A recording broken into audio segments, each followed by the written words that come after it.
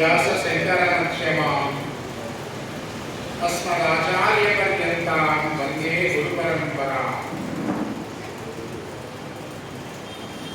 विश्वेश्वरवरिं देवं सर्वकारणकारणं रामलालप्रभुं वन्दे चतुर्वर्गार्थसिद्धये।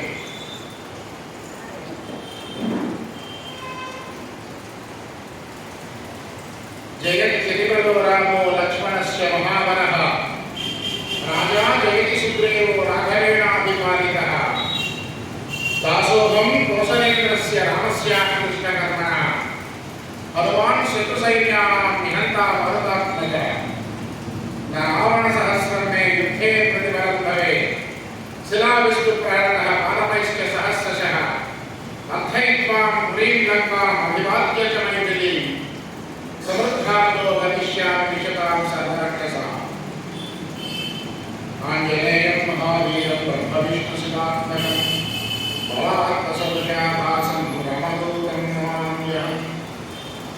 प्रत्यादीनपदात्मिकाग्निशरहृद्घोराट्टहासाबलः खड्गेन्दीवरकर्त्रिकर्परभुजः हुङ्कारबीजोद्भवः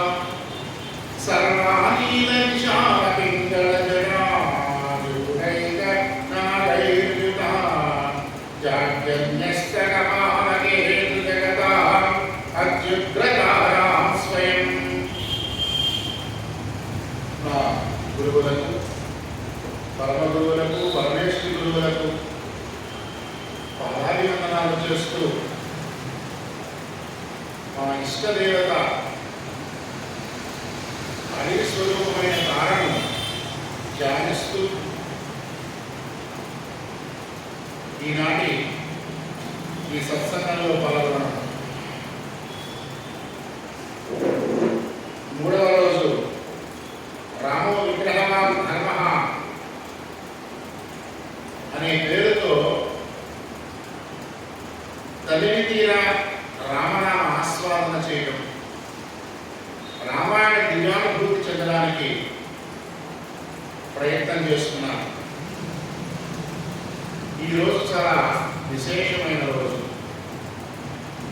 ఎందుకంటే మొదటి రోజు మా శిష్యుడు ఉగాది ప్రవచనం చేస్తుంటే నేను సభాసదులో కూర్చొని ఆలకించాను. మూడవ రోజు నాకు చదువు నేర్పినటువంటి గురువులు మహానుభావులు, ప్రపంచ ప్రఖ్యాతి చెందినటువంటి మన రసాయన శాస్త్ర అధ్యాపకులు జట్టగ వెంకటేశ్వరరావు గారు సభాసదులలో ఉండగా వారి వాక్యాన్ని, వారి స్ఫూర్తిని, వారి గొంతుని, వీటన్నిటినీ వారి కష్టపడే తత్వాన్ని ఆదర్శంగా తీసుకున్నటువంటి మహానాటి విభీలకాలు సూతగద్ది మీద కూర్చొని మాట్లాడటం నా అదృష్టంగా భావిస్తున్నాను. నన్ను పుష్పగుచ్చంతో వారు స్వాగతం పలకడానికి వేదిక మీదకు రావడం నన్ను పులకింతకి గురి చేసింది. నేను ఊహించలేదు. నా జీవితంలో ఇలాంటి గొప్ప వ్యక్తితో నేను పుష్పగుచ్చంతో స్వాగతం తీసుకుంటాను అని ఊహించలేదు. రాగానే పాద నమస్కారం చేశాను. కానీ ఇక్కడ డయాస్ మీద చేయకూడదు, సూతగద్ద మీద ఉన్నారు కాబట్టి చేయకూడదు, నమస్కరించాను మనసా వాచా చేశాను. సంతోషం. మంచి ప్రార్థనా శ్లోకంతో మాతృమూర్తులు ప్రారంభించారు. వసంత నవరాత్రులు జరుగుతున్నాయి.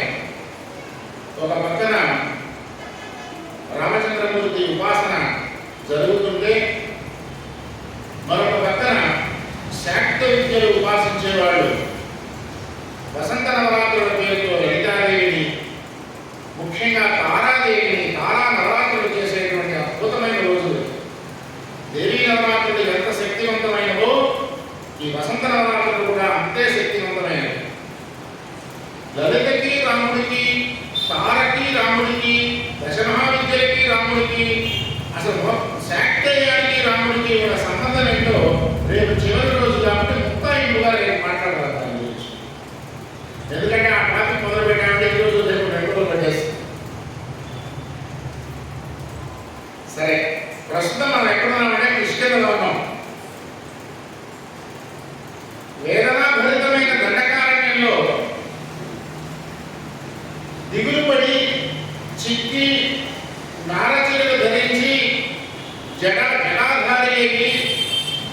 ధనుర్బాణాలతో చిక్కినప్పటికీ సూర్య తేజస్సుతో వెలిగిపోతూ ఉన్న రామలక్ష్మణులు వెతుకుతూ వెతుకుతూ వెళ్తూ ఉండగా సీతాదేవి నవవ్యాకరణ పండితుడైనటువంటి ఆంజనేయుడు మారువేషంలో వచ్చి వారికి స్వాగతం చెప్పిన ఘట్టంతో నేను ముగించాం. రామచంద్రమూర్తి దర్శనమైంది. దర్శనం అవడమే ఆంజనేయుడిలో కుండలిని జాగృతి కలిగింది. ఆనంద భాష్పాలు వారుస్తున్నాడు. ఆనంద భాష్పాలు వారుస్తూనే రామచంద్రమూర్తిని అడిగాడు, అయ్యా తమరెవరు? రాజోచితమైనటువంటి లక్షణాలు ఉన్నాయి. మీ బాహువులు చూస్తుంటే మీకు అర్థమవుతుంది మీరు ఎంత యోధులో. మీరు ధనస్సుని ధరించే విధానాన్ని చూస్తుంటే అర్థమవుతుంది మీరు ఎంతటి అరవీర భయంకరమైన పరాక్రమం కలిగిన వారు. సూర్య తేజస్సుతో వెళ్ళిపోతున్న మీ తమ్ముడిని చూస్తే అర్థమైపోతుంది మీరు ఖచ్చితంగా రాజకుమారులే. మరి ఈ పీతారణ్యంలో ఘటకారణ్యంలో ఎందుకు సంచరిస్తున్నారు? ఈ వలకల ధాన్యం తిరగడం ఏంటి? నారచీరలు కట్టుకోవడం ఏంటి? ఆ జడలు కట్టేసిన చుట్టేమిటి అని అడిగాడు. రామచంద్రుడికి అర్థం కాదా వచ్చిన వాడెవరో చిరునవ్వు నవ్వి కళ్ళ ద్వారా శక్తి ప్రసారం చేస్తూ లక్ష్మణస్వామి వైపు తిరిగి, చూసావా నవవ్యాకరణ పండితుడు అంటే ఇలా ఉంటాడు అని చెప్పాడు. అంటే ఆంజనేయుడికి నవవ్యాకరణ పండితుడు అనే బిరుదు ఉంది. నేను గుర్తించాను సుమి అనే విషయాన్ని రామచంద్రుడు అన్యాపదేశంగా చెప్పాడు మారుతికి. లక్ష్మణస్వామి చెప్పాడు మారుతికి, అయ్యా మా పరిస్థితి ఇది, మేము దశరథపుత్రం, ఇలా జరిగింది ఇలా జరిగింది ఇలా జరిగింది. మా వదిలి గారిని ఎవరో రాక్షసుడు రావణుడు రావణుడు ఎత్తుకుపోయాడు. ఇక్కడ ఎవరో సుగ్రీవుడు అనే రాజు రాజ్యం కోల్పోయి భార్యని కోల్పోయి మాలాగే తిరుగుతున్నాడని తెలిసింది. అతను ఏమన్నా మాకు సహాయపడగలడు అని మేము వెతుకుతున్నాం. ఇక్కడ ఎక్కడో ఋషులు పర్వతమట అక్కడ ఉంటారట, వాళ్ళ కోసం వెతుకుతున్నాం అన్నారు. ఎప్పుడైతే వచ్చినవాడు మనవాళ్ళు మనకి సహాయం చేసేవాడు తన రాజుకి సుగ్రీవుడికి స్నేహితులు అనే విషయం అర్థమైందో ఆంజనేయుడు నిజ రూపంలోకి వచ్చాడు. కవి రూపం ధరించాడు. రామచంద్రుడికి సాష్టాంగ నమస్కారం చేశాడు. ప్రభు మీకోసం వెతుకుతున్నాను రండి అన్నాడు. ఆధ్యాత్మ రామాయణంలో ఈ సంఘటనని చాలా అద్భుతంగా వర్ణిస్తాడు. జీవుడు పడే వేదన సీత, జీవుడు సీత, భగవంతుడు పరబ్రహ్మ స్వరూపం రామచంద్రమూర్తి. జీవుడు దేవుడి నుంచి విడిపోయేటో వేదన పడుతున్నాడు, భూమి మీద పుట్టాడు వేదన పడుతున్నాడు. ఈ వేదన పడే జీవి తన ఆత్మ సాక్షాత్కారం, తన మనసులో ఉన్నటువంటి రామచంద్రమూర్తిని దర్శించడం కోసం, రామచంద్రమూర్తిని చేరడం కోసం, ఆయనలో ఐక్యం అవడం కోసం ఒక జీవి వేదన పడుతోంది. ఆ జీవిని రామచంద్రమూర్తికి చేర్చే బాధ్యతని ఆంజనేయుడు భుజాన పడింది. ఆయన గురుస్థానంలో ఆంజనేయుడు ఉంటే, సాధకుడి స్థానంలో సీతాదేవి ఉంటే, పరబ్రహ్మ స్థానంలో రామచంద్రుడు ఉంటున్నాడు. ఈ పోలిక చూడండి ఎంత అద్భుతంగా ఉంది. విచిత్రం ఏంటంటే ఈ జీవుడి స్థానంలో శిష్యుడి స్థానంలో ఉన్న సీతాదేవి ఎక్కలేదు గురువుని. భగవంతుడి కోసం వేదన పడుతుంది. పడుతుంటే భగవంతుడే గురువుని శిష్యుడికి పంపిస్తాడు అని పెద్దలు చెప్తారు. రామకృష్ణ పరమహంస అంటారు, గురువు కోసం ప్రత్యేకంగా వెతకవసరం లేదు, భగవంతుడి కోసం పరితపించు పరితపించు పరితపించు. నీకు సమర్థుడైనటువంటి గురువు, నీకు సరిపోయే గురువు నీ దగ్గరికే వస్తాడు భగవత్ ప్రేరణతో అంటాడు. ఇది చూస్తే నిజమే కదా అనిపిస్తుంది. సీతాదేవి తీసుకురావడం కోసం, సీతాదేవి రక్షణ కోసం, సీతాదేవి రామచంద్రుడిని చేర్చే ఉద్దేశంతో కీలకమైన బాధ్యత వహించినటువంటి ఆంజనేయుడిని ప్రేరణ చేసింది ఎవరంటే రామచంద్రుడు. సరే, అది ఆ ఆధ్యాత్మిక విశ్లేషణ పక్కన పెట్టండి. సరే, ఆంజనేయుడు సుగ్రీవాదుల దగ్గరికి తీసుకెళ్ళాడు. ఇలా పరిచయం చేశాడు. అయ్యా రాజా సుగ్రీవ, వీడు పరనావాడు, దశరథ మహారాజు పుత్రుడు, ఇలా జరిగింది ఇలా జరిగింది అని అంటే సుగ్రీవుడు కూడా బాపోయాడు. ఇలా జరిగింది, దుందుడితో యుద్ధం చేసేటప్పుడు నా అన్నగారైన వాలి నన్ను ఇట్లా అనుమానించాడు. అనుమానించి బయటకు వచ్చిన తర్వాత నన్ను తల్లి తగలేశాడు. తల్లి తగలేయడమే కాకుండా నా భార్యను కూడా ఆక్రమించాడు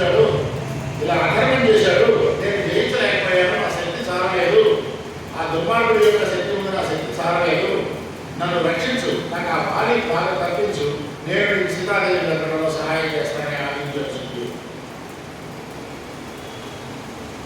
సరే, రామచంద్రుడు విన్నాడు, ఇది న్యాయం ధర్మం అని అనిపించింది. వారి నుంచి నిన్ను రక్షిస్తాను, వారిని వధిస్తాను, నీకు పట్టాభిషేకం చేస్తానన్నాడు. ఈ ఋషిముఖ పర్వతం మీద ఎందుకున్నాము అని అడిగాడు.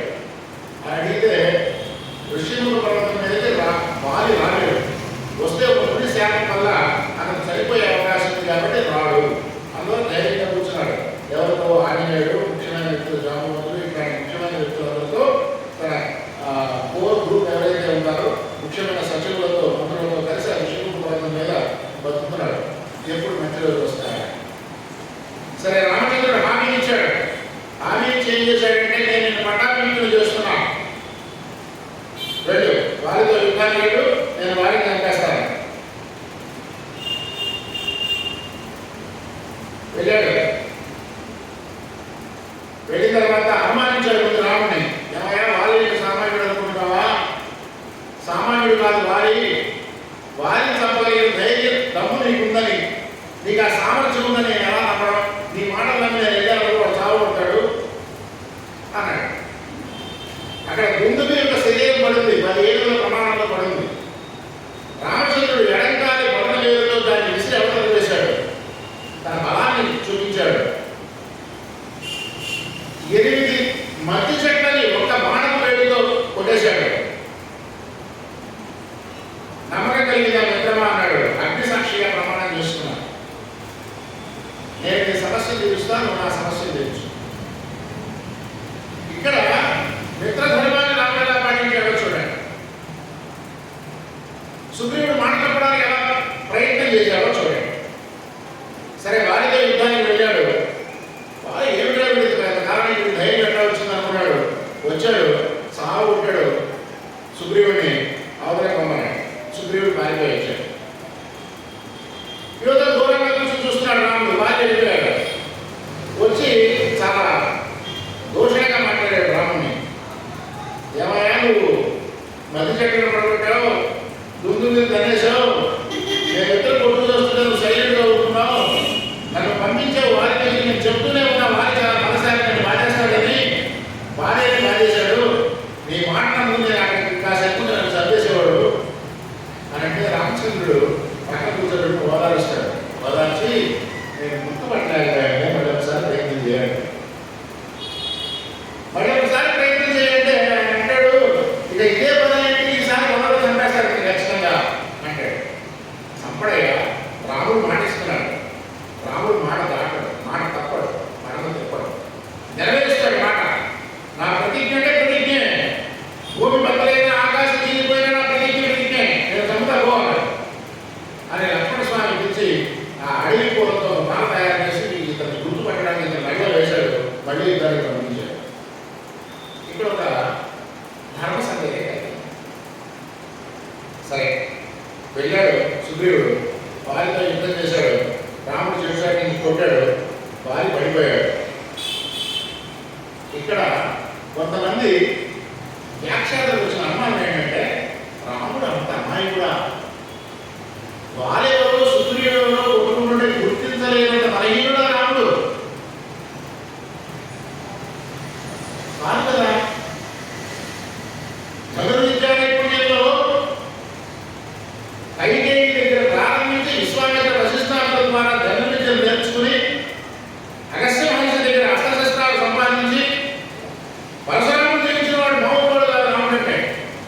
అలాంటి సుగ్రీవుడిని గుర్తించలేకపోవడం ఏంటి అని ఒక అనుమానం వచ్చింది.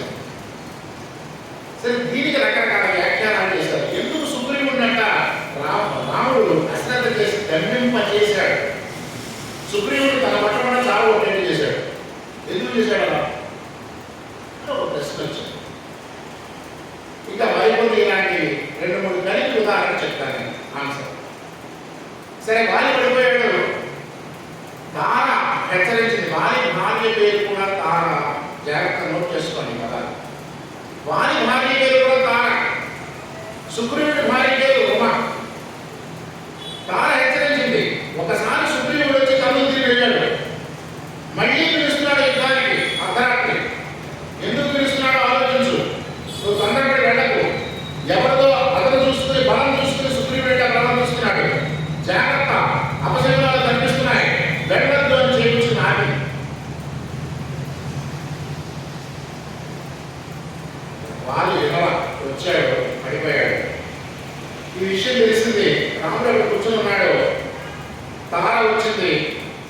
వానరుడు వచ్చారు, అంగదుడు వచ్చాడు, అందరూ పడి ఏడుస్తున్నారు సుగ్రీవుడితో సహా. మరణ తర్వాత వేయకూడదు కదా, ఆ ధర్మాన్ని పాటించాడు సుగ్రీవుడు. బాధపడుతున్నాడు, అన్నగారు చనిపోయాడు. ఎంతమంది జరిగింది, అనవసరంగా కొట్టుకున్నాం మేము, చచ్చిపోయాడు, ఇంతవరకు తీసుకొచ్చింది నేనే కదా అని బాధపడుతున్నాడు సుగ్రీవుడు. తార చాలా ఘాటిగా మాట్లాడింది రాముని. వారి సముదాయించి వాగు అని చెప్పి రామచంద్రుడి దగ్గరికి పిలిచాడు. పిలిచి అడిగాడు. అక్కడ వారి మాట్లాడిన మాటలు ఏంటంటే మనకి పుచ్చుకున్నటువంటి సోదరుడు రామచంద్ర, జగన్మోహన సౌందర్యంతో ప్రకాశిస్తున్న నువ్వు మానవ పాత్రుడివి కావు. నువ్వు సాక్షాత్ మహావిష్ణువు అనే విషయం నాకు అర్థమవుతుంది. కానీ ఎందుకు చేసావయ్యా? నేను నీ దగ్గరకు వచ్చాను, నీ అయోధ్యలో అడుగు పెట్టానా, నీ అయోధ్య వాసులను ఇబ్బంది పెట్టానా, నీకేమైనా హాని చేశానా? లేదు కదా. ఎందుకు చెట్టు చాటించుకుంటావు?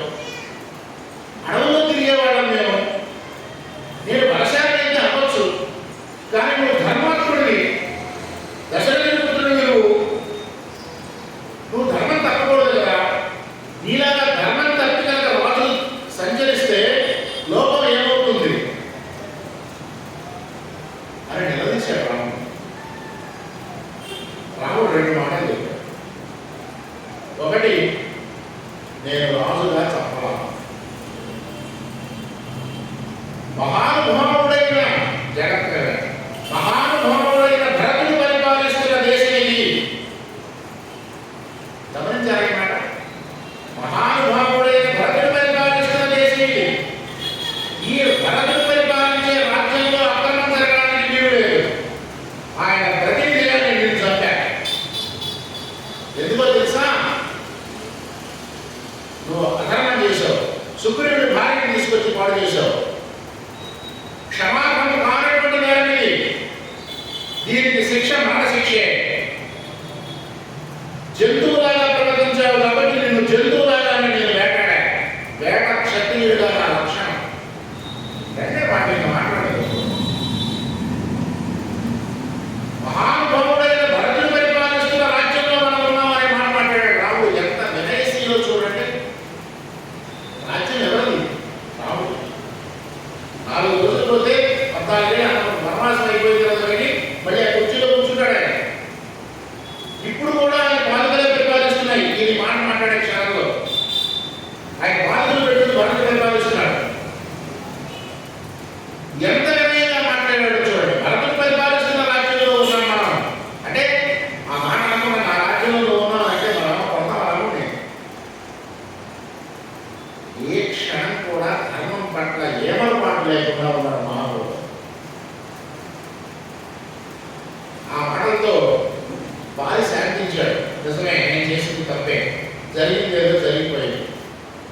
కొంచెం నువ్వు దగ్గర నుండి నా దహనక్రియలు చేయించు. నీ చేతుల మీదుగా చనిపోవడం కంటే ఏం కావాలయ్యా? మహావిష్ణువు అంత అదృష్టం నాకు దక్కిందని నేను సంతోషిస్తున్నా. అంగదుని యువరాజుగా పట్టాభిషేకం చేయి. ఈ 2 కోరికలు తీర్చు. తార మంచిది, అమాయకురాలు, ఆవిడ రక్షణ కల్పించు. ఈ మాట అడిగాడు. రాముడు అభయించాడు. అంగదుని యువరాజుగా పట్టాభిషేకం చేశాడు. దహనక్రియలు అయిపోయినాయి. అప్పటికి శరత్కాలం ప్రవేశిస్తుంది, వర్షాకాలం ప్రవేశిస్తుంది. సరే, కిష్కింధ అమ్మ అడిగారు రాముడిని, నేను నగర ప్రవేశం చేయను అన్నాడు. ఈయన అడిగిలోనే ఉన్నాడు పాపం. ఈయన లక్ష్మణుడు.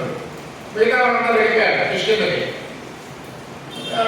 పట్టాభిషేకం జరిగిపోయింది. సుగ్రీవుడికి మంచి జోరుదారంగా ఉంది వ్యవహారం. తాగడం, తినడం, భోగాలవసరం తిరుగుతున్నాడు. నెలలు గడిచిపోతున్నాయి. శరత్కాలం అయిపోవచ్చింది. దేవీ నవరాత్రుల కాలం కూడా అయిపోతుంది. ఆ సమయంలో ఇంకా సుగ్రీవుడు రాముడి గురించి పట్టించుకోవట్లా. ఈయనేమో స్నేహితుడిగా మాట తప్పకుండా చేశాడు. ఈ చెప్పే పని, ప్రమాణం చేసిన పని చేశాడు. సుగ్రీవుడు మాత్రం మాట తప్పి ప్రశాంతంగా భార్యలతో ఇతర సహచరులతో ఆనందంలో తేలుతున్నాడు. ఆంజనేయుడు హెచ్చరించాడు, రాజా ఇది తప్పు, రామచంద్రుడికి మాట ఇచ్చావు అనే సరిగ్గా ఏదో హడావిడి చేశాడు. ఆ మాట పిలిచి వెళ్ళి అక్కడ నుండి ఇక్కడ చూడండి ఎంక్వైరీ చేయండి, రామరాజుడు ఎక్కడ ఉన్నాయంట ఎంక్వైరీ చేయండి. అసలు వాస్తవానికి వారు ఇంకొక మాట అంటాడు, ఏమనంటే రామచంద్ర సీతాదేవి కావాలని కదా నువ్వు సంకల్పించి నాకు ఒక మాట మాట్లాడుంటే, ఒక్క మాట చెప్పుకుంటే నిన్ను ఇక్కడ కూర్చోబెట్టి ఆ రావణుని సాగువారికి తీసుకొచ్చేవాడు. కానీ వాడు ఆల్రెడీ ఇప్పటికే నా చేతిలో ఒకసారి పొందుతున్నాడు రావణుడు. వాడు తీసుకొచ్చి కట్టిపెట్టేసేవాడు నీ ముందు. వాడంతా వాడు సీతాదేవి తీసుకొచ్చి అప్పచెప్పేట్టు చేసేవాడిని అని కూడా ఆయన రామచంద్రుడిని కూర్చి అడుగుతాడు. అంత అవకాశం ఉండి కూడా రాముడు సుగ్రీవుడికి ఇచ్చిన మాట ప్రకారం చేస్తే సుగ్రీవుడు ఏం చేశాడు? మిత్రద్రోహం చేసి ప్రశాంతంగా ఎంజాయ్ చేస్తున్నాడు. శరత్కాలం అయిపోవచ్చింది. రాముడు బాధపడుతున్నాడు. చూసావా ఎంత ద్రోహం, ఏమీ మాట్లాడలేదు మనకు చేయాల్సిన సహాయం గురించి. మన దగ్గర సహాయం తీసుకున్నారు. ఎలాంటి వ్యక్తులు ఉన్నారో చూసావా ఈ సమాజంలో అని లక్ష్మణుడితో అంటే లక్ష్మణుడికి కోపం వచ్చింది. ఏదైనా చంపేసిన సుగ్రీవుడు అని చెప్పాడు. ధనుర్బాణాలు తీసుకున్నాడు. రామచంద్ర మీరు మాట్లాడాలని ఎట్లేస్తా అన్నాడు. నగర ప్రవేశం చేశాడు. లక్ష్మణుడు వెళ్ళొచ్చుగా నగరంలోకి వెళ్ళాడు. మహోపడే వస్తున్నాడు లక్ష్మణస్వామి. ఆదిశేషుడు ముసలుడు వస్తున్నాడు. ఆయన చూడగానే అర్థమైంది ఆంజనేయుడికి, నీకు మూడింది సుగ్రీవా, లక్ష్మణుడు వస్తున్నాడు, ఒక మనతో చంపేస్తాడు, జాగ్రత్త అని చెప్పాడు. తారా ఎలక్ట్ అయ్యి లక్ష్మణస్వామి శాంతపరిచింది. తారా మామూలు వ్యక్తి కాదు, తారా ఉపాసన చేసేది. తారా ఉపాసన చేసిన వాడు ఇక్కడ కనిపిస్తారు మనకి రామాయణంలో. ఒకటి ఈ తార, రెండోది త్రిజట. ఈవిడ మహోపాసన గారు. ఈవిడ ఎదురొచ్చింది. ఎదురొచ్చి లక్ష్మణ స్వామి ఆగాడు లక్ష్మణుడు. తొందరపడినాయన మేము కప్పులం మానవులు, మా బుద్ధి చెంచనం. కాబట్టి కొంతే నరబుద్ధి ఉంటుంది, మిగతాంతా మా నరబుద్ధే. కాబట్టి చంచలమైన మనసు మారి సుగ్రీవుడు అశ్రద్ధ చేశాడు, క్షమించు, ఇక నుంచి ఇక ఈ కార్యక్రమాన్ని నేను దగ్గర పరుస్తానని చెప్పి తార లక్ష్మణ స్వామి సముదాయానికి అంతా తీసుకెళ్ళి కూర్చోబెట్టు. సరే లక్ష్మణుడికి అంతా మర్యాద చేస్తారు. లక్ష్మణుడికి క్షమించమని అడుగుతారు. సుగ్రీవుడు కథ ఆడిపోతాడు. సుగ్రీవుడు దురలవాటుకి లోనైన వాడు ధర్మస్వరూపుడైన వ్యక్తులను చూస్తే ఎలా ఉనిగిపోతాడో అలా ఉనిగిపోయాడు సుగ్రీవుడు. ఉనిగిపోయి క్షమించు, ఇప్పుడే పంపిస్తాను అని చెప్పి భూమండలం మీద ఉన్నటువంటి వెంటనే రామచంద్రుడి దగ్గరికి వస్తారు. అందరూ కలిసి రామచంద్రుడి దగ్గరికి వచ్చి రామచంద్రుడితో వాళ్ళ దగ్గరికి వచ్చి సుగ్రీవుడు చెప్తాడు. తన వానరసేన గురించి ఆంజనేయుడి గురించి చెప్తాడు.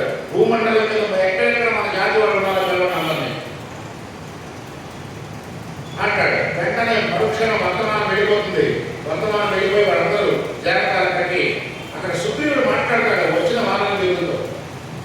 ఏమంటే ఫలానా చోట ఫలానా నామం ఉంది, ఫలానా చోట రాక్షసులు నివసిస్తున్నారు ఈ భూమి మీద. కరెక్ట్గా భూమికి కరెక్ట్గా కింద అడుగున వాతావరణం అనే పేరుతో, ఇప్పుడు మనం అమెరికా దేని చూస్తున్నామో వాతావరణం అనే పేరుతో అక్కడ ఒక భూభాగం ఉంది. అక్కడ కూడా దాచుకోవచ్చు రావడం. ఉత్తర దిక్కు వెళ్తే ఇటువైపు ఒక ప్రదేశం ఉంది, అక్కడ ఏమ కల్పం ఉంది, అక్కడ కూడా దాచుకోవచ్చు. ఇంకొక వైపు వెళ్తే ఉప్పు సముద్రం ఉంది, ఇంకొక వైపు వెళ్తే మంచినీటి సముద్రం ఉంది, ఇంకొక వైపు వెళ్తే నల్ల సముద్రం ఉంది. ఇలా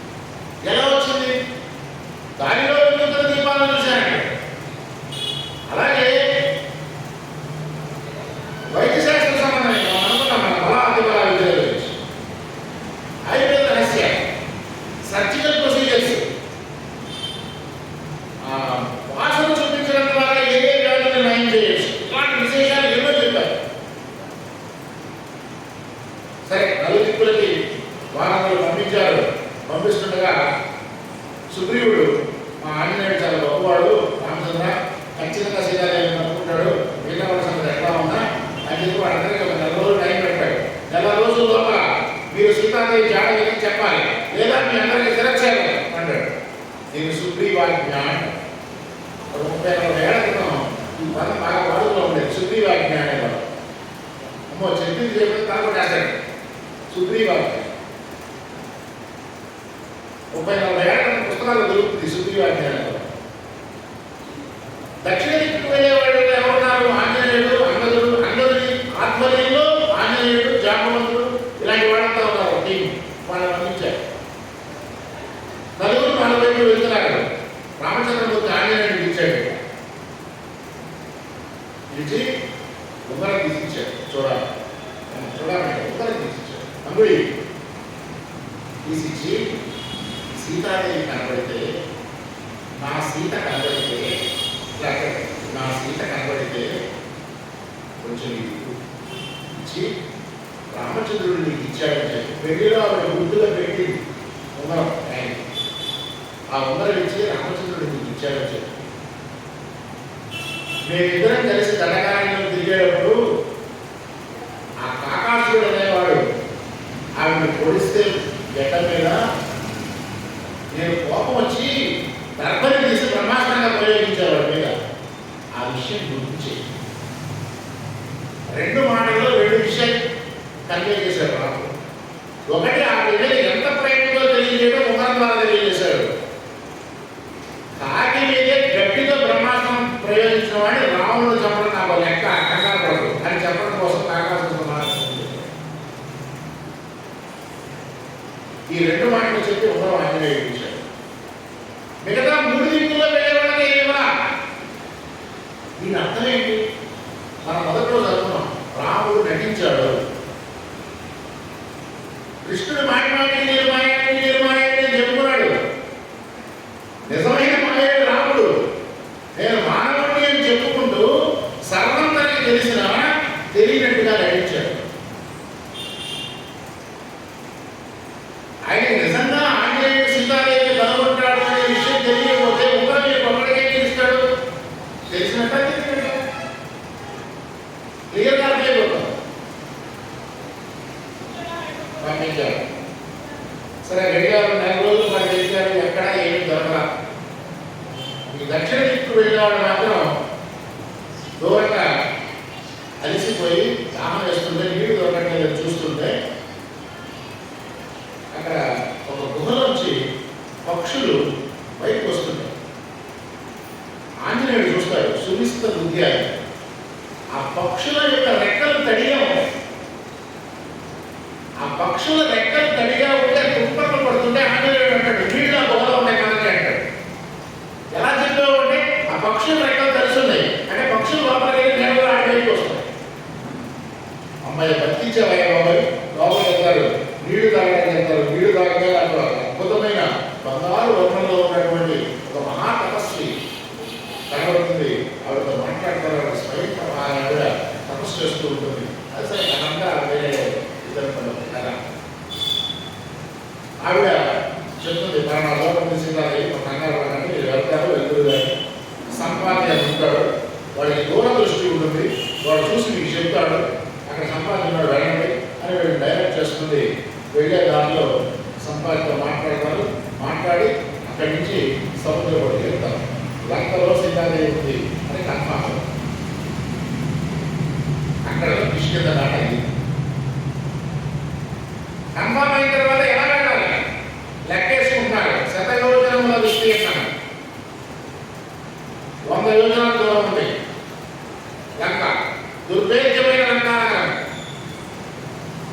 అక్కడికి వెళ్ళాలి. ఎవరు వెళ్ళగలరు? ఎవరికి వాడు వాళ్ళ శక్తి సామర్థ్యాలు చెప్తున్నారు.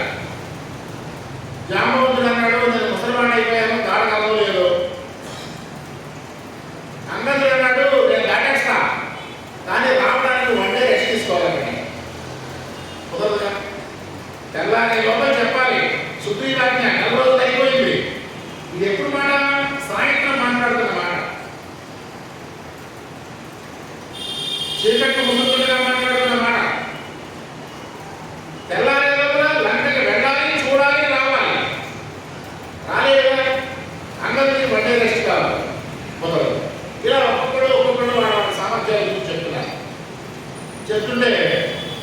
అందరూ ఆలోచించుకున్నాడు. ఒక వ్యక్తి కనిపించారు.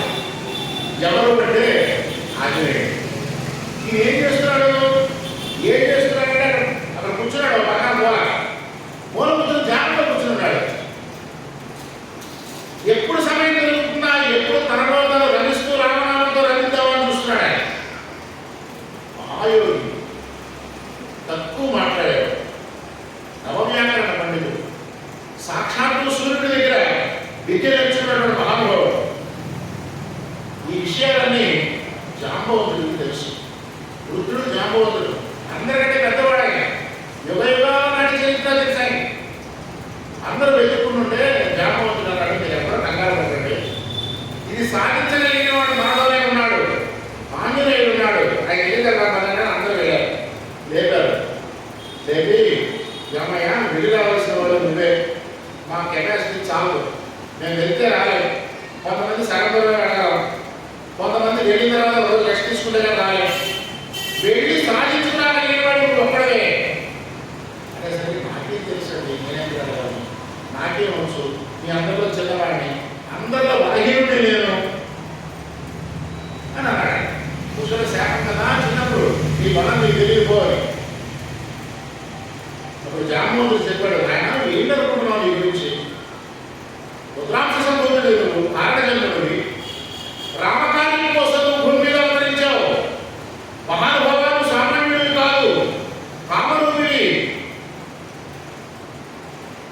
షట్చక్రాలని స్వాధీనంలో ఉన్నాయి, మహాయోగి నువ్వు, కొండలని మూలాధారానికి సహస్రానికి చేరింది నీకు, అక్కడ రామశాస్త్రాలను చేస్తూ మందులో పడుతున్నావు, ఒక్కసారి వెనక్కి రా, భౌతిక ప్రపంచంలో నీ బాధ్యత తెలుసుకో, వెళ్ళు లంకటలు, నువ్వు సాధించగలవు కాబట్టి నీకు ఇచ్చాడు రామచంద్రుడు పుత్రిక. లేచాడు ఆంజనేయుడు. ఓకే వెళ్తానని అటు ఇటు ప్రచారం చేశాడు. నడుము మీద చేతులు వేసుకుని చూశాడు. చూసి అవలోకనం చేశాడు సముద్రాన్ని. అంత దూరంగా అసలు దరిదాపులో కనిపించట్ల ఒడ్డు 100 రోజులు ఏం కనిపిస్తుంది? ఒడ్డు కనిపించడం కోసం శరీరాన్ని పెంచాడు, అంత అయ్యాడు ఆంజనేయుడు, కొండంత అయ్యాడు. ఆ బాహువులు ఎలా ఉన్నాయంటే చిన్న చిన్న కొండల్ని వరుసగా పేరిస్తే ఎలా ఉంటుందో ఇక్కడ బాహువులు అలా ఉన్నాయండి. చిన్న చిన్న కొండల్ని పేరిస్తే వరుసగా ఎలా ఉంటాయి అలా ఉన్నాయి బాహువులు. నడుము మీద చేతి వేసుకున్నాడు, సన్నద్ధిలో అవుతున్నాడు సముద్రం దాటడానికి. సన్నద్ధిలో అవుతూ మహేంద్రగిరి పర్వతం మీద అడుగు పెట్టాడు. అడుగు పెట్టి తేరిపారా చూశాడు సముద్రం అంతా. వెనక్కి చూశాడు.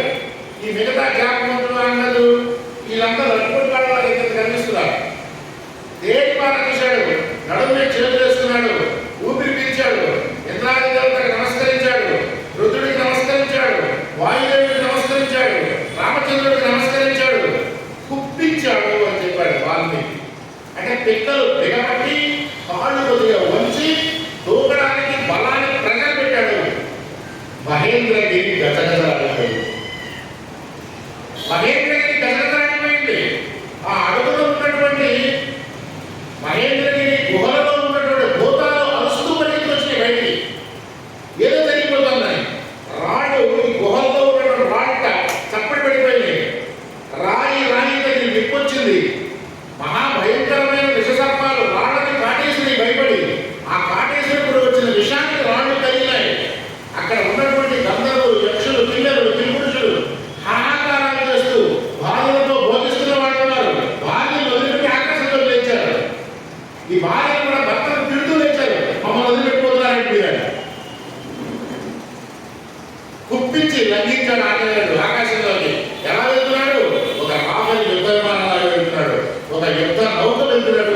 వాల్మీకి అన్నాడు యుద్ధ నౌక అన్నాడే. సముద్రంలో యుద్ధ నౌక వెళ్తున్నాడు ఆంజనేయుడు. ఆ ఎంత బలప్రయోగం చేశాడంటే ఆయన మహేంద్రగిరి నుంచి దూకినప్పుడు ఆ మహేంద్రగిరి మీద ఉన్నటువంటి వృక్షాలు, జంతువులు ఇవన్నీ కూడా ఆ వేగానికి ఆంజనేయుడితో పాటు గాలిలోకి తెచ్చి 45 నిమిషాలు గాలిలో ప్రయాణం చేసి సముద్రంలో పడియాడు. ఒక్కసారి గురించాడు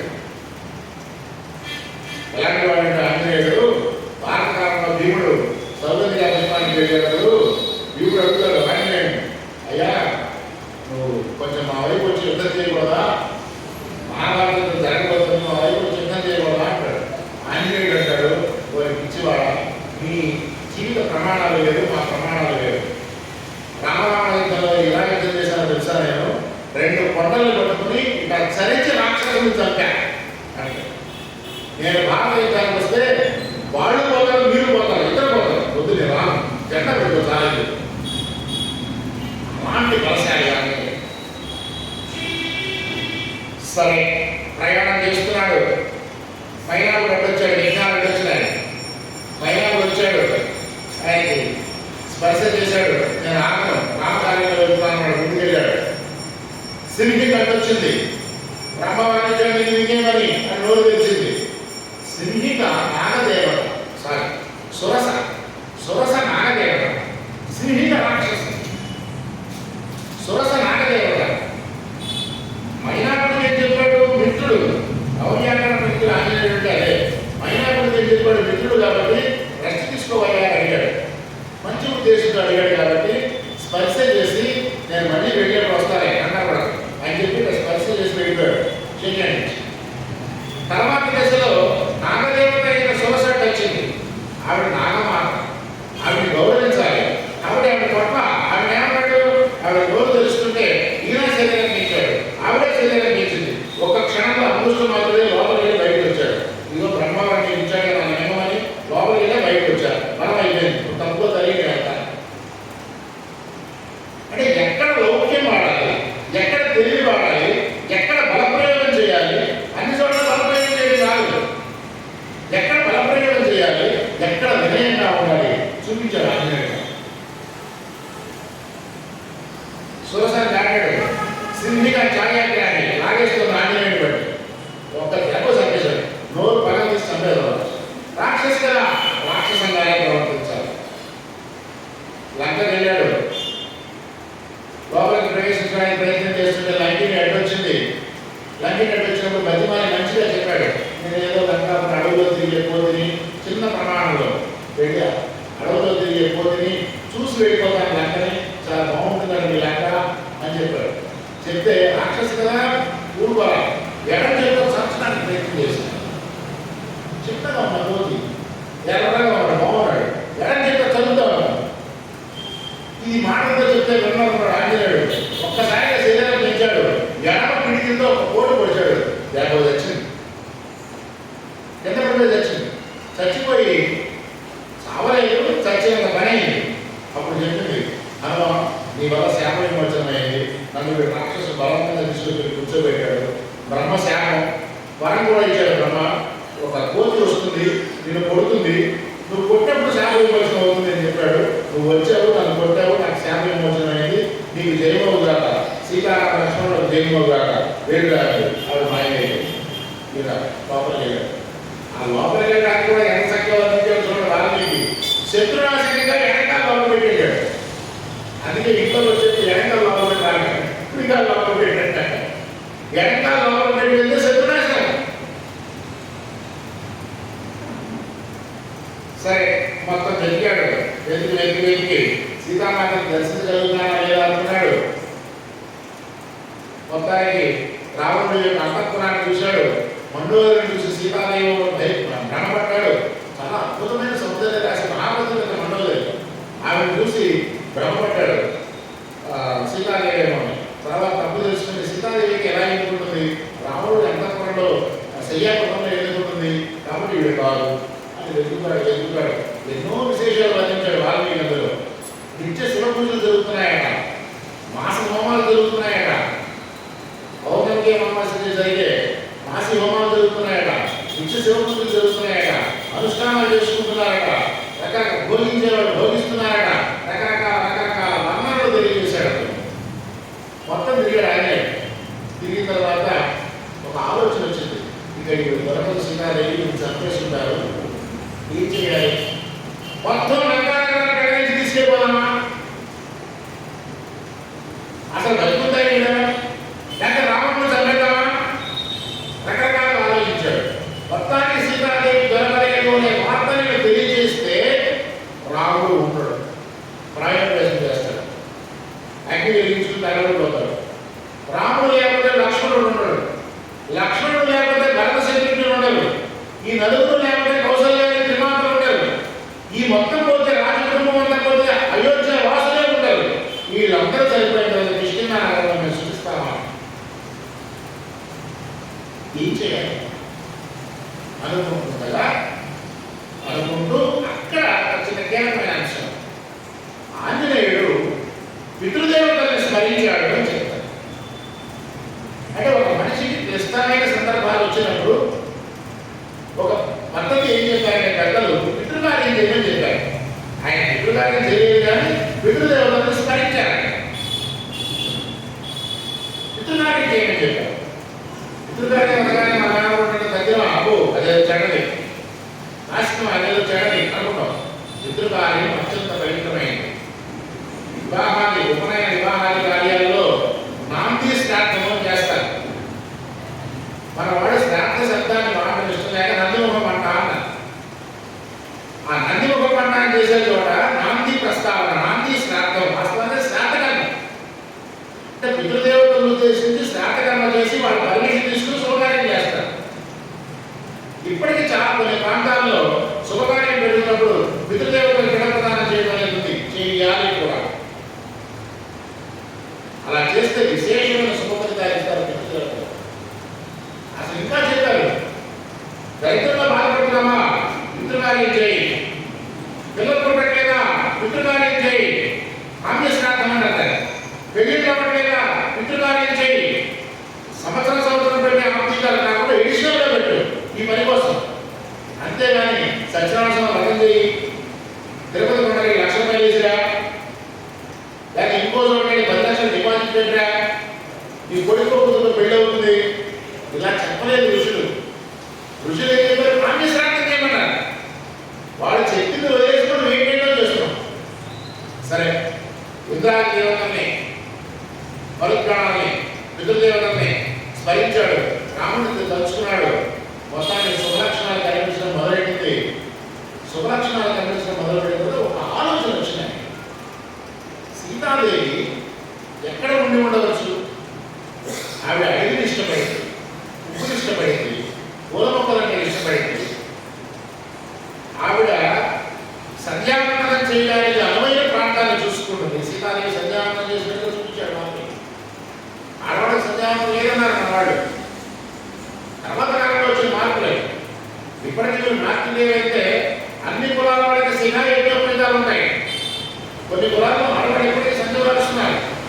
సీతాదేవి సంధ్యావందనం చేసుకునేందుకు నీళ్లు కావాలిగా అంటే అక్కడ ఎక్కడో నీళ్లున్న ప్రాంతంలో ఉండొచ్చు అని ఆలోచన చేసి దూరంగా ఒక చిన్న ఆర్చ్ లాంటిది కనబడుతుంటే ఆ ఆర్చ్ ఏంటని చూస్తే అది ప్రమదావనం, అశోకవనం. ఇది ఒక్కటి మిస్ అయ్యాను, ఇక్కడ ఉండవచ్చు సీత అని.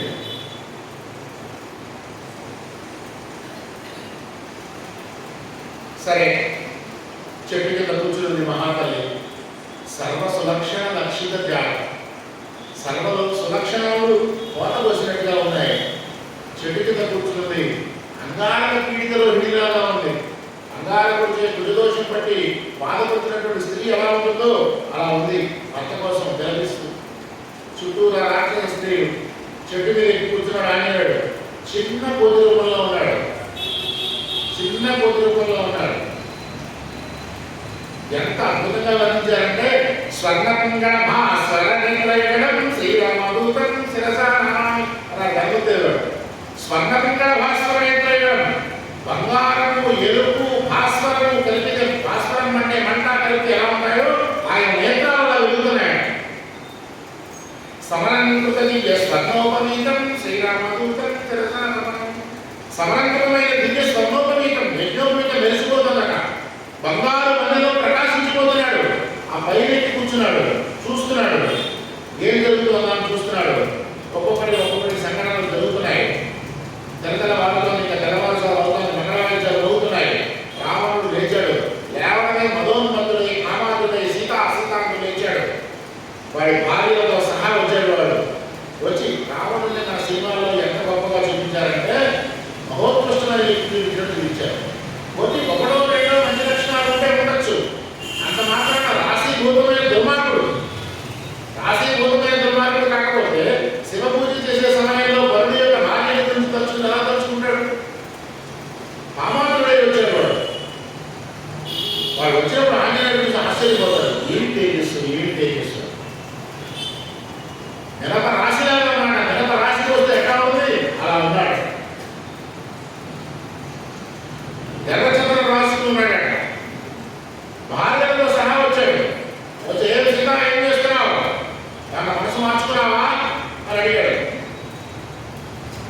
ఒడిగిపోతున్నారు సీతాలు. ఏకవస్త ఆభరణాలు లేవు, పక్క చిక్కిపోయింది, పరాయి వాడి మంచనం ఉంది, చుట్టూరా రాక్షస స్త్రీలు. అయినా భారతీయ స్త్రీ యొక్క ఆత్మాభిమానం ఎంత గొప్పదో చూడండి. గడ్డి కనెక్ట్ తీసుకుంది, దాంతో మాట్లాడింది, మూర్ఖుడా అని మొదలైంది. నేను తలుచుకుంటే నేను చంపేస్తా, భస్మం చేస్తా, మా రాముడు వచ్చి నన్ను తీసుకెళ్తాడు, ఎవరు చూస్తున్నా. పురుష సింహం లాంటి సింహం గాలికి బెదిరితే కుక్కలట పారిపోయాడు. నా రాముడు లేని సమయంలో నన్ను తీసుకొచ్చావు, వస్తాడు రాముడు, ఈ గుండెలు చీల్చేస్తాడు అని అవతలాలి. అడిగి చూసి బెదిరించాడు లెక్క చేయలేదు, ఓన్లీ చారణం చేసుకోవాలి. రాక్షస స్త్రీలే చెప్పాడు, పిలుచుకుని ఏంటి అన్నాడు అని వెళ్ళిపోయాడు. వెళ్ళిపోయిన తర్వాత ఈ రాక్షస స్త్రీలు మొదలెట్టారు ఈవిడ్ని కొడవడం. నిన్ను చంపుకుంటాం, నిన్ను వెలుసుకుంటాం, మా రాజంటే ఏమనుకున్నావు, రామబ్రహ్మాండం ఏంటనుకున్నావు, వేలాగా పారంగతుడు, సంపద ఆయన సంపద ఎవరికైనా లేదు, నేను దోచుకున్న క్షణంలో చంపేవాడు, అయినా మీద ప్రేమతో చూస్తున్నాడు, సంవత్సరం టైం ఇచ్చాడు నీకు, చివరి నెల ఇంకో నెలలో టైం అయిపోతుంది, నేను విత్తు తినేస్తాడు, ఆయన కాకపోయినా మేమంతా నిన్ను కాల్చి చర్మం వచ్చేసి చక్కగా నిప్పుల మీద కాల్చి తింటాం మేము అని వర్ణిస్తున్నాడు. అక్కడ ఒక ఆవిడ మాట్లాడటం మొదలైంది. ఆవిడ ఈ చుట్టుపక్కల ఉన్నటువంటి రాక్షస స్త్రీ అందరినీ గవర్నమెంట్ ఆవిడ ఏం చెప్పిందంటే, మీరు తొందరపడుతున్నారు, తొందరపడకండి, రాబోయే రోజులు చాలా భయంకరంగా ఉన్నాయి మనకి. నేను కళ కన్నాను, ఆ కళ చెప్తాను వినండి. ఆ కళ వింటే కనుక మీరు ఈ మాట మాట్లాడరు. రాబోయే రోజుల్లో ఈ లంక దహించుకుపోతుంది, ఒక కోర్టు వచ్చి లంక దహించేస్తుంది. పైనుంచి వింటున్నాడు ఆంజనేయుడు. వెంటనే అనుకున్నాడు, నాకు ఈ ఆలోచన లేదే, దహించాలనే ఆలోచన, చక్రవర్తి ఆలోచన లేదే, భలే ఇచ్చిన ఐడియా అనుకున్నాడు. ఒక కోర్టు దహించేస్తుంది, మన రాజైనటువంటి రావణుడు నూనె రాసుకుని దిగంబరుడై గాడి మీద ఎత్తి తిరుగుతున్నాడు. ఇంద్రజిత్తుని గాడిలో కింద పడేసి తొక్కుతోంది. రావణుడిని ఒక స్త్రీ, నల్లని స్త్రీ బలవంతంగా చుట్టుపుచ్చుకుని ఈడ్చుకెళ్తోంది. ఇలా కనిపించింది. ఇంకొక పక్కన రాముడు సీతారామ లక్ష్మణ సమేతంగా సైన్యంతో వచ్చి ఉన్నాడు, రాజలాంఛనాలతో ఉన్నాడు, ఛత్ర చామరాజ లాంఛనాలు కనిపిస్తున్నాయి, తెల్లని వస్త్రాలు ధరించాడు, తెల్లని ఏడుగులు అమ్మాయిగా ఊరేగిస్తూ వస్తున్నాడు. కాబట్టి మనకేదో మూడింది అని చెబుతోంది. ఇలా చెబుతుండగా పైన ఆంజనేయుడు ఆశ్చర్యంగా వింటున్నాడు. ఈ సీతాదేవికి తెల్లబోయింది. వీడ ఏంటి ఇలా మాట్లాడుకుంటున్నారు, వీళ్ళు నిద్ర వస్తుంది, తూగుతున్నారు. అంతా తెల్లవారుజాము, రాత్రి నిద్ర లేదు, తెల్లవారుజాము తూగుతున్నారు. ఎవరు? రాక్షస స్త్రీలు తూగుతున్నారు, రిజల్ట్ తూగుతోంది, సీతమ్మ వారి ఏడుస్తూ అలా తూగుతుండగా ఆంజనేయుడు ఆలోచించాడు, తెల్లారిపోతుంది, నేను వెళ్ళిపోతే సాయంత్రంలో రిపోర్ట్ ఇవ్వాలి. సాయంత్రంలో రిపోర్ట్ ఇవ్వకపోతే రాముడు ప్రాయోపవేశం చేస్తాడు, సుగ్రీవుడు ప్రాయోపవేశం చేస్తాడు, రాముడు వెనకాల లక్ష్మణుడు చనిపోతాడు. ఎలా వీడిని మాట్లాడించాలి? నేనెవరో ఆవిడకి తెలియదు, రాక్షస మాయలో ఉంది, నన్ను ఎలా గుర్తుపడుతుంది? ఏం చేయాలి? చేతిలో రాముడు ఉంగరం ఉంది, గుర్తురావాలండి రాముడు ఉంగరం. రాముడి ఉంగరం అన్న ముందు ఇంట్రడ్యూస్ చేసుకోవాలిగా, ఆయన సో అని ఎలా గుర్తుపడుతున్నాడు? ఎవరిని గుర్తుపడే పరిస్థితిలో లేదు. ఏం చేయాలి ఆలోచించాడు. రామనామస్మరణే చేయాలి అన్నాడు. దశరథ విభుడు రాజోత్తముడు యశముకున్న వంశజుడు దశరథునకు గడు ప్రియమైన వాడు జ్యేష్ఠ కుమారుడు శ్రీ రఘురాముడు సత్యవంతుడు జ్ఞాన శ్రేష్ఠుడు సత్య పితృవాక్య పరిపాలనశీలుడు అని మొదలుపెట్టు. రామచరితం పాడదాం అనుకున్నాడు. ఎక్కడ మాయ కమ్ముతుందో, ఎక్కడ నిద్ర ఆవహిస్తుందో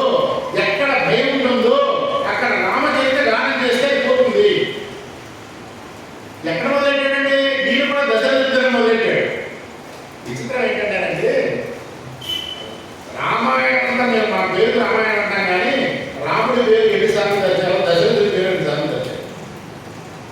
దశరథ సుతుడు రాజోత్తముడు. దశరథుడి పుత్రుడైన వాడు ఉన్నాడు రాజోత్తముడు, ఇక్ష్వాకుల తిలకుడు, సత్యధర్మ పరాయణుడు, బుద్ధి భవించిన ధర్మస్వరూపము అని వర్ణించాడు. వర్ణిస్తూ ఇలా అడవులకు వచ్చాడు, తండ్రి మాట నిలువ రాజ్యం వదిలేసి వచ్చాడు. ఆ సీతాదేవి ఒక రావణాసుడు ఋషుడు తీసుకుపోయాడు. ఆమెను వెతుక్కుంటూ ఒక కోతి వనం చేరింది. ఆ వనం చేరి చెట్టుపై నుంచి చూస్తోంది అని అలా లింక్ చేస్తున్నాడు. లింక్ చేస్తుంటే ఈవిడ ఎక్కడ నా రామచంద్రుడి మాట వినిపిస్తోంది, నా రామచంద్రుడి యొక్క కీర్తిని గానం చేస్తున్నారు, మా మామగారి యొక్క గొప్పతనాన్ని చెప్తున్నారు అని పులకించిపోయి ఒక నిమిషం అలా చూస్తుంది. అలా చూస్తే అక్కడ చెట్ల ఆకుల మధ్యన కూర్చుని ఎర్ర జ్యోతి కనిపిస్తోంది. స్వర్ణపుంగా అన్నాడు. ఆ కళ్ళల్లోంచి బంగారు రంగు కాంతులు వస్తున్నాయి. ఎర్రని కోతి సబలంకృతి స్వర్ణోపనీతం చక్కటి యజ్ఞోపేతం ఉంది. చూసింది ఊహించలాగా చీకటిలో తెల్లవారుజామున 3 ఆ ప్రాంతాల్లో జరిగిన సంఘటన లేదు. బంగారు తేజస్సులో వెలిగిపోతున్నటువంటి ఒక బంగారు కోతి ఎర్రని కాంతులతో పైనుంచి రామనామ సంకీర్తన చేస్తోంది. చుట్టూరా రాక్షస రాజ్యం ఎలా ఉంటుంది ఒక్కసారి ఉంచుకోండి. భయపడిపోయారు. అమ్మో ఇది కూడా రాక్షసమాయ, తన నీడలు కూడా తనకి నమ్మలేని పరిస్థితుల్లో ఉంటారు. కొద్దిసేపు అయింది. అయిన తర్వాత నెమ్మగా ఆవిడ రెస్పాండ్ కాబట్టి భయపడేట కూర్చుపోతారు. ఏం చేయాలి? ఆయన దూకాడు, చెల్లు దూకాడు. దూకి దూరంగా నుంచున్నాడు. నుంచుంటే వీడు భయపడంగా ఆయన చూస్తారు. మెల్లగా 2 అడుగులు వేశాడు. 2 అడుగులు అయినా ఆగోదు. వీడి దగ్గర వస్తున్నావు, నువ్వు రావణాసుడిదే కదా, ఆ రోజు మోసం చేసి తీసుకొచ్చిన వాళ్ళు నువ్వే కదా, మళ్ళీ ఇప్పుడు కోతి రూపంలో వచ్చావు, నాకు తెలియదు అనుకుంటావా, దగ్గర వద్ద భస్మం చేస్తా అని. కాదమ్మా, రామదూతని, సుగ్రీవుడి బంధుని, సుగ్రీవుడి సచివుడిని, మంత్రిని, రామదూతని నేను, రాముడి దాసానుదాసుడమ్మా, నన్ను నమ్మమ్మా, నిన్ను వెతుక్కుంటూ వచ్చాను నేను అని బతిమాలి. బతిమాలితే రాముడికి దాసుడుగా రాముడి గురించి చెప్పిన మాట చెప్పి పెట్టాను. నిజమో కాదని చెప్పేది. రాముడి వర్ణించి ఎలా ఉంటాడు, ఆయన ఎలా ఉన్నాడు చెప్పు అడిగి. సమదీర్ఘములకు దేశములు గల శిరోభాగమున 3 సుడులు గల సింహశార్దూల వృషభేంద్రుల వలె పొయలు వీణ నడలు నడకలు గల. సింహం శార్దూల వృషభేంద్రులు నడుస్తుంటే ఎలా హోయలుగా నడుస్తాయో అలా నడుస్తాడమ్మా రాముడు. శరీర భాగాలన్నీ సమానంగా ఉంటాయి. ముక్కు సమానంగా ఉంటుంది, చక్కగా కొరత కొలిచినట్టుగా పొడవాటి ముక్కు.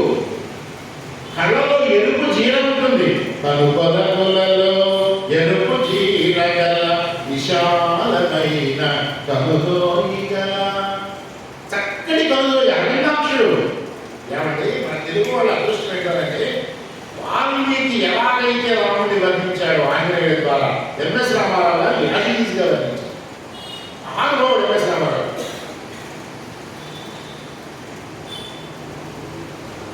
మట్టిని తెచ్చేసాడు ఆయన, తెలుగులో మాట్లాడాడు. అప్పుడు కొంచెం ధైర్యం వచ్చింది. అప్పుడు కుతూహలంగా అడిగింది, సరే హనుమ నీ పేరేంటండి? నా పేరు హనుమ అన్నాడు. సరే నేను నమ్ముతున్నా, ఎలా తెలుసుకున్నావు రాముడిని? రాముడు ఎలాంటి వాడు, ఎలా నడుస్తాడు, ఎలా నవ్వుతాడు, ఏం చెప్పండి నాకు ఆయన గురించి. ఆయన నా పట్ల ఆయన భావన ఎలా ఉంది? అమ్మా నీ కోసం రాముడు ఏడుస్తున్నాడు, కొండలు గుట్టలు పట్టి తిరుగుతున్నాడు సంవత్సరం నుంచి, 11 నెలలు అయిపోయినాయి, నిద్రాహారాలు మర్చిపోయాడు, కొండలు పట్టుకుని బండలు పట్టుకుని సీత అసీత అసీత ఏడుస్తున్నాడు. వాళ్ళు కరిగిపోతున్నాయమ్మా ఆయన ఏడుపు. వరిష్టమైనటువంటి శరీరం పక్క చిక్కిపోయిందమ్మా. నువ్వు ఎంత బాధపడుతున్నావో అంత బాధపడుతున్నాడు తల్లి రాముడు అని రాముడు పడే బాధని వర్ణిస్తాడు. వీటికంటే ముందు ఆయన చూడడానికి ఫస్ట్ ఆంజనేయుడికి ఒక ఆలోచన వస్తుంది. వాల్మీకి లోపల చెప్పించాడు ఆంజనేయుడు. సీతాదేవిని చూసి ఇంతకుముందు మోసపోయాడే ఎవరిని మండోదరిని చూసి మోసపోయాడు కదా, మళ్ళీ మోసపోతున్నా అనుమానం వచ్చింది. అనుమానం వచ్చి పోయి చూస్తున్నాడు. పెళ్లి చేసేటప్పుడు ఆ పూర్వపు రోజుల్లో ఏం చేసేవాడంటే జాతకాలు చూసేవాడు కాదు. ఇప్పుడు జాతకాలు వస్తున్న పరిగెడుతున్నాం మనం, జ్యోతిష్యం లేదు. జ్యోతిష్యుల దగ్గరికి పరిగెత్తి ఎలా చూసుకుంటా ఏదో చూసుకుంటున్నాం, రకరకాలుగా చూసుకున్నాం. అవసరమైతే అత్తగారి జాతకం మామగారి జాతకం కూడా చూపిస్తాం. ఆ రోజులు అలా చూసేవాడు కాదు, పోల్చి చూసేవాడు.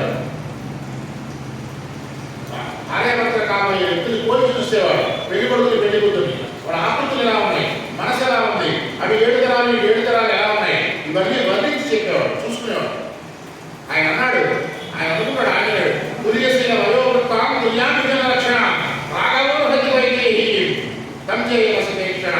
తుల్యశీల వయోవృత్త, తుల్యమైనది, సమానమైనది. దీంట్లో శీలములో, వయస్సులో, వృత్తిలో అంటే ప్రవృత్తిలో తుల్యశీల వయోవృత్తం తుల్యామిజన లక్షణ రాఘవో హతి వైదేహి. రాఘవుడికి అర్హమైన భార్య ఈవిడ, రామచంద్రుడికి సరైన జోడీవిడ, కాబట్టి ఈవిడ సీతే మన నిర్ణయానికి వస్తాడు. అదే ఇంకో రూపంలో చెప్తాడు. ఎవరంటే అమ్మా నువ్వు ఎలా చిక్కుపోయావు, రాముడు ఎలా చిక్కుపోయావు, నువ్వు ఎలా ఆహారం తీసుకోవట్లేదు, రాముడు ఆహారం తీసుకోవట్లేదు, నువ్వు ఎలా ఏడుస్తున్నావు, రాముడు ఎలా ఏడుస్తున్నాడు. కానీ అమ్మా రాముడు సామాన్యుడు కాదు, రాముడు వస్తాడు, లంక దహిస్తాడు, రావణ సంహారం చేస్తాడు, నిన్ను సగౌరవంగా తీసుకెళ్తాడు అని అమ్మా మర్చిపోయాను. నీ గురించి ఈ ముద్ర నిర్మాణించాడు, నీకు పెళ్లి టైంలో మీరు బహుమతిగా ఇచ్చారట రాముడికి. ఇక కన్నీరై మునీరైపోతున్నారు. ఆ ముద్రగా తీసుకుంటుంది, కళ్ళ కట్టుకుంటుంది, మురిసిపోతుంది, కళ్ళ కట్టుకుంటుంది, నెత్తి మీద పెట్టుకుంటుంది, భుజాల మీద పెట్టుకుంటుంది, ముద్దు పెట్టుకుంటుంది. ఆవిడ ఎక్స్ప్రెషన్స్ ఎన్నెన్నో ఎన్నెన్నో ఎన్నెన్నో. దాంట్లో భాగంగా ఈ కాకాసుడి కథ కూడా చెప్తాడు. సిగ్గుపడుతాడు కాకాసుడి కథ చెప్తే.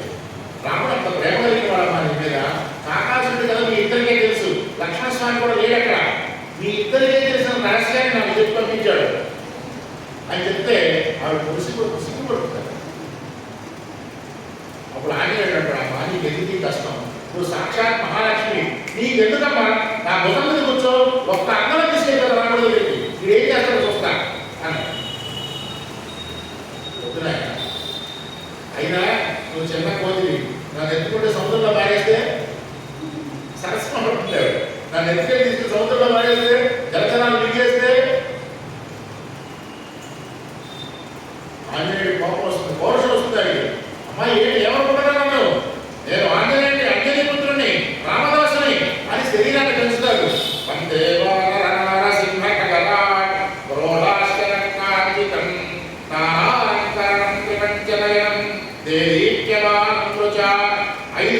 ఐదు తలకాయలతో 10 బాహువులతో అద్భుతంగా విరాజిల్లుతూ మహామూర్తి అయిన ఆంజనేయుడు. అమ్మా ఇప్పుడు గుర్తించావా ఈ శరీరం చాలా తీసుకెళ్ళడానికి అని అడుగుతాడు. శాంతి నాయన, శాంతి శాంతి, ఆవేశపడకు, ఇందుకు కాదు నేను అన్నది, నేను సరదాగా నవ్వుతూ అన్నాను, నువ్వు తీసుకెళ్ళలేవని కాదు. లంకని సముద్రాన్ని దూకి లంకానగరానికి వచ్చిన వాడివి, లంకని చంపి లోపలికి వచ్చిన వాడివి, రావణాసుడి కంటపడకుండా లంకానగరం మొత్తం తిరిగిన వాడివి, నన్ను తీసుకెళ్ళడం పెద్ద విషయమా, నువ్వు ఊరుకునే పుత్రవాత్సల్యంలో అన్నాను, ఏమి అనుకో అందాడు. పోనీ అమ్మ ఒక మంచిగా లంకానగరం మొత్తాన్ని తీసుకెళ్ళిపోరా అని అడిగాడు. వద్దు వద్దు ఇవేం చేయండి, నువ్వు నా రాముడు రావాలి, వచ్చి నన్ను తీసుకెళ్ళాను. ఈ రావణుని జయించడం లేదా వాడిని భస్మం చేసి నేను రావడం పెద్ద విషయం కాదు, నేను చేయగలను పని. నేను జనక మహారాజు కూతుర్ని, దశరథ మహారాజు కోడల్ని, నాకు పెద్ద లెక్క కాదు, భస్మీపడన చేసి రాయడం నేను, నాకు అలా కాదు, సక్రమమైన పద్ధతిలో రావాలి. నన్ను ఎలా ఇక్కడ తీసుకొచ్చాడో వాడిని జయించి వాడిని చంపి రాముడు నన్ను తీసుకెళ్ళాలి. అప్పుడు నా గౌరవం రాముడు గౌరవం నిలబడుతుంది. నువ్వు వచ్చినట్టు గుర్తుగా, నన్ను చూసినట్టు గుర్తుగా ఈ చూడమని తీసుకెళ్ళని తనకున్నటువంటి చూడమని తీసిచ్చి తీసుకెళ్ళు, నా గుర్తుగా రాముడికి. ఇంకా కొద్ది రోజులు నేను ఉంటానని చెప్పు, 4 రోజుల టైం ఉంది. ఈ లోపల ఆయన వస్తాడు, లేక ఈ రాక్షసులను తప్పు తినేస్తారు. నేను మాత్రం ఏం చేయాలో చూస్తూ కూర్చుంటే రాముడు రావాలి, నన్ను తీసుకెళ్ళాలి. ఎందుకు తీసుకెళ్ళాడు, ఆయన ఆశ్రయించిన దాన్ని ఖచ్చితంగా వస్తాడు రాముడు, రమ్మని చెప్పు, తప్పకుండా నాకు మాట్లాడు అని ఆలోచన చేసి ఇప్పుడు వెంటనే ఆయన ప్రధానమైన పని అయిపోయింది. ఇప్పుడు ఇంకొక ఆలోచన వచ్చింది. రాబోయే రోజుల్లో ఏం జరుగుతుంది? రామరావణ యుద్ధం జరుగుతుంది. ఆ రామరావణ యుద్ధంలో ఎక్కడెక్కడ ఏవి ఉన్నాయి, శత్రువు యొక్క బలం ఎంత, ఇదంతా నేను తెలుసుకోవాలి. తెలుసుకుని రాముడికి చెప్పాలి. రాముడికి చెప్పాలంటే నాకు తెలియాలి. తెలియాలంటే ఏం చేయాలి? అల్లరల్ల చేయాలి. దేశం అంతా తిరగాలి, నేను ఊరంతా తిరగాలి. తిరిగితే కదా తెలిసేది అసలు మీ బలం ఏంటో చూద్దాం అన్నాడు. వచ్చి ఆ తోరణ స్తంభం మీద దిగాడు. తోరణ స్తంభానికి కాలుతో ఒక తను తన్నాడు. తోరణ స్తంభం పైకి తోరణ స్తంభం పై విరిగిపడిపోయింది. ఎప్పుడైతే తోరణ స్తంభం విరిగిపడిపోయిందో పెద్ద శబ్దమైంది. వీడు భయపడిగా చూస్తాను సీతాది. నువ్వు తొందరగా వెళ్ళిపోతాయి రాక్షసుని నేను చేస్తాను, భయపడుతాను. నువ్వు ఆగమ్మా అన్నాడు. దూకాడు, ఒక దూకాడు. అక్కడ దొరికిన చిన్నపాలు కారణం లేకుండా, ఏ కారణం లేదు. ఒక్కొక్కసారి మన భద్రాచార్య చూడండి అట్లా కొట్టాడు. ఏ కారణం లేకుండా మనకు కాలేదు. మనం చూస్తే పాపం వచ్చింది కొట్టాడు అంతే, కారణం ఏం లేదు. ఇక మెల్లగా ఈ విషయం రావడం దాకా వెళ్ళింది. వాడు రాక్షసుని పంపించాడు, సేనాధిపతులను పంపించాడు, అక్షయ కుమారుని పంపించాడు. ఒక్కొక్కరిని వచ్చిన వాటికి వచ్చిన 80,000 మంది సైన్యాన్ని పంపించాడు. గంటలో కూర్చోవాలి 80,000 మంది. రాముడు జనస్థానంలో రాముడు 14,000 మంది చంపినప్పుడు ఎలాంటి రాక్షస సంహారం చేశాడో దానికి 10 రెట్లు చేశాడు ఆంజనేయుడు. ఇక్కడ అసలు ఆంజనేయుడే సగం బలం గుర్తు చేశాడు లంకలో. ఇంకా మిగిలిన సగమే మనందరూ కలిసి కొట్టి చేస్తాడు. చిట్ట చివరికి ఇంద్రజిత్ వచ్చాడు, బ్రహ్మాస్త్రం వందనం చేశాడు, తీసుకెళ్ళాడు, రావణుని ముందు పెట్టాడు. ఆ స్టోరీ అంతా మనకు తెలిసిందే. రావణుని ముందు పెట్టాడు, చంపేడు. అసలు రావణుడిని ఆంజనేయుడు ఎదురు బదులు చూసుకున్నప్పుడు వాడి ఎక్స్ప్రెషన్స్ చాలా అద్భుతంగా ఉంటాయి. ఆంజనేయుడు చూసి ఆశ్చర్యపోయాడు. రావణుని చూసి, కోరి ఇంత వార్తన చేశావు, షట్కాల శివపూజ నిరంతరుడివి, వేదాన్ని చదివే క్రమాన్ని స్మరబద్ధం చేసిన వాడివి, రుద్రవేణ వాయించిన వాడివి, చతుర్వేద పారంగతుడివి, దిక్పాలకుల్ని కూడా శాసించేవాడివి, నవగ్రహాలను శాసించేవాడివి. ఇంత తపస్సు చేసి పరమశివుడి సాక్షాత్ పరమశివుడి యొక్క అనుగ్రహాన్ని పొందేవాడు. ఇంత తపస్సు చేసి ఇంట్లో కర్మ తీసుకొచ్చి తలపొర పెట్టుకున్నట్టుగా సీతారాన్ని తీసుకొచ్చాడు. ఇక్కడ నువ్వు కూడా అని అనుకుంటాడు. అనుకుని నీకు పోయేలా వచ్చిందిరా, అదే పని చేసావు అంటాడు, అనేస్తాడు. రావణుడు కూడా ఏమాలోచిస్తాడో తెలుసా? అసలు ఈ వచ్చిన కోతేనా, ఈ వానరుడైనా, ఇంద్రాది దేవన్న ఒక ప్రయోగం చేసి ఒక కృత్యం గుర్తించి, ఒక భూత కృత్యం గుర్తించి అలా పంపించారని చంపడానికి దేవతంతా కలిసి కుట్ర చేశారా అని రకరకాల ఆలోచిస్తాడు. ఎందుకని? ఎదుర్కొన్నా ఉన్నవాడు సామాన్యుడు కాదు, ఆంజనేయుడు. బ్రహ్మతేజస్తో వెలిగిపోతున్నాడు. గాయత్రి మంత్ర స్వరూపుడు ఆయన. సూర్యుడిని విద్య నేర్చుకున్నవాడు, మహామేధావి, అత్యంత బలశాలి. 80,000 మంది రాక్షసుల్ని ఒక చెట్టు పొడి చంపేశాడు వినాయకుడిగా. ఆయన ఆయుధాలు లేవు, చెట్టుతో పొడి చంపాడు. అక్షయ కుమారుడిని వాడి రథాన్ని ఎడచెట్టిన చరిచి చంపాడు. భయంకరంగా తెచ్చిపోయాడు అక్షుడు చనిపోయిన వర్ణన వింటే ఆంజనేయుడు ఇంత భయంకరంగా వ్యక్తం చేశాడు అనిపిస్తుంది. అక్షయ కుమారుడు గాలిలో తెలిచేవాడు, రథాన్ని గాలిలో తెలిసి యుద్ధం చేసేవాడు. అట్లాంటి వాడి చేతిలో చరిచి చంపేశాడు, చీల్చి చంపేశాడు. అంత భయంకరంగా యుద్ధం చేసిన వాడు. వీడు సామాన్యుడు కాదు, ఏదో రంగాలను చూడడానికి వచ్చిపోతే కాదు. కాబట్టి వీడు ఎవరి తరఫున వచ్చాడు అని అంటే అప్పుడు ఆయన ప్రహస్తుని అడుగుతాడు. ఎందుకు వచ్చాడు అడుగుతాడు. అప్పుడు చెప్తాడు, నేను రామభట్టుని, రామదూతని, సీతాదేవిని తీసుకొచ్చావు, నీకు నాశనం మొదలైంది, రాముడు వస్తున్నాడు, సైన్యంతో విరుచుకుపడ్డాడు నీ మీద, నీ హృదయాన్ని ఛేదనం చేస్తాడు, నీ పొలమంతా నాశనం అయిపోతుంది, నువ్వు నాశనం అయిపోతావు, లంక తగలడిపోతుంది, పోయే కాలం వచ్చింది నీకు. అర్జెంటుగా సీతాదేవిని తీసుకెళ్ళి కాలమైపడు. క్షమిస్తాడు రాముడు అంటే రాముడికి కోపం వచ్చి ముందు మీకు చంపేయన్నాడు. విభీషణుడు అడ్డుపడ్డాడు. దూతను చంపడం తగలవాడు పలికాడు. దూతను చంపద్దన్నాడు. ఏం చేయమంటావు అని అడిగాడు. ఏం చేయాలి? కప్పులకి వారమే కదా అప్పటి కోసం కోపం తగలెట్టండి అన్నారు. గుడ్డ తీసుకొచ్చారు, తగలెట్టాడు. తగలెట్టిన తర్వాత గుడి చేయించండి అన్నారు. గుడి చేయించారు.